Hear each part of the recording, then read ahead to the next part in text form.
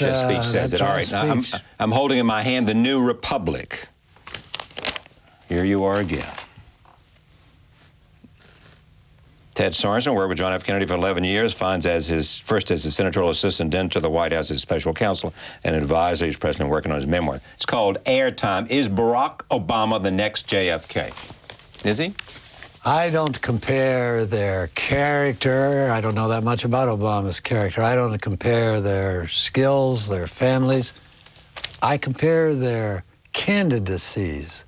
I got angry when people kept saying, Obama's too young, he's too inexperienced, and besides, his heritage has excluded him from serious consideration for the presidency, because that's exactly what they were saying about Kennedy 50 years ago. I spoke in Chicago last month, and they told me it was 50 years to the day since John F. Kennedy had spoken there in the early part of the 50-state tour he and I went on.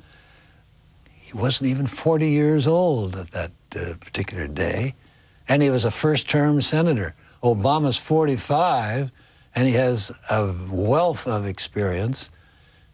Yes, they said Kennedy lost his chance for the presidency the day he was born and baptized as a Catholic. They say Obama lost his chance for the presidency the day he was born a black American. Well, that's nonsense, and Kennedy proved it was nonsense. But if those who oppose his candidacy, either because they're candidates or because they support another candidate, and say he's not prepared to be president on the first day, which is something that Senator Clinton says about herself, ready on day one. You say Barack Obama is as ready as any of the other candidates to be president on day one. Maybe more so, because what counts most, and I rediscovered this writing my own book about the years with Kennedy, what counts most in a president is not experience. Cheney and Rumsfeld had experience. What counts most is not his position on particular issues, because the issues come and go. What counts most is judgment.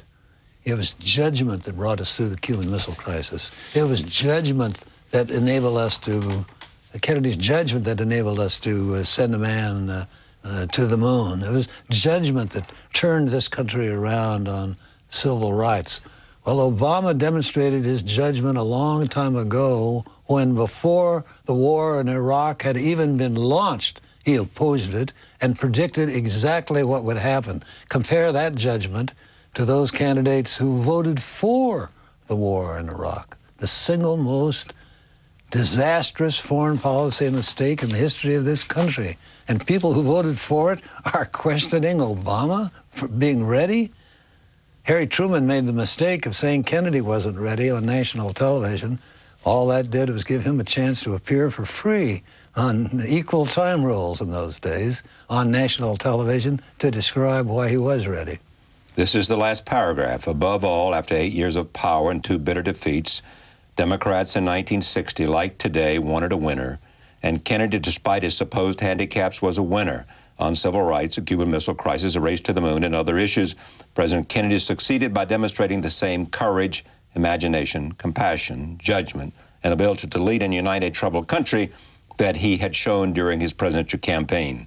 I believe Obama will do the same. That is an endorsement I read. You're right. I'm endorsing him. All right. It's good to have you here. I'm happy to be with you, Charlie. We look forward to the memoir. Thank you.